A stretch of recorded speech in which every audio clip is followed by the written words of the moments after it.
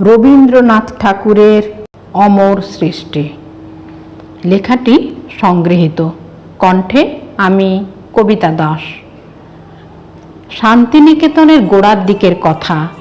ছাত্রদের হোস্টেলে মাটির দেওয়াল, খড়ের চাল। টানা বৃষ্টি হলে চাল থেকে জল পড়ত। একবার এমন হলো যে সারা রাত ছাত্ররা ঘুমোতেই পারল না। খাট সরিয়েও বিশেষ লাভ হলো না। ভোরের দিকে সবাই রাগে ফেটে পড়ার উপক্রম। ঠিক হলো সকলে গিয়ে স্বয়ং রবীন্দ্রনাথকে তারা ক্ষোভের কথা জানাবে। এমনকি আশু বিহিত না হলে তারা শান্তিনিকেতন ছেড়ে চলেও যাবে। শান্তচিত্ত গুরুদেব সকলের কথা শুনলেন। তারপরে বললেন যে গত রাতে একই কারণে তার নিজেরও সারা রাত একটুও ঘুম হয়নি। একই অবস্থা, ওপর থেকে জল পড়ছে, শোয়ার একটুও উপায় নেই। তা তিনি কি করলেন সারা রাত? যখন দেখলেন ঘুম সত্যিই হবে না, তখন খাতা কলম নিয়ে বসলেন।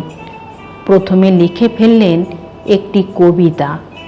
লেখা হয়ে গেলে তিনি ধীরে ধীরে তাতে সুর দেওয়ার চেষ্টা করতে লাগলেন। শেষ পর্যন্ত একটি গানই হয়ে গেল। এদিকে রাত কেটে ভোর। দেখো তো, শুনে কেমন লাগে, বললেন তিনি।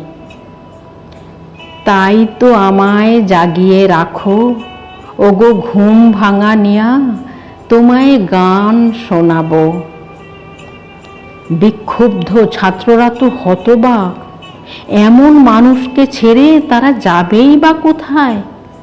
যে অবস্থায় তাদের হলো বিষম ক্রোধ, রবীন্দ্রনাথ করলেন এক অমর সৃষ্টি।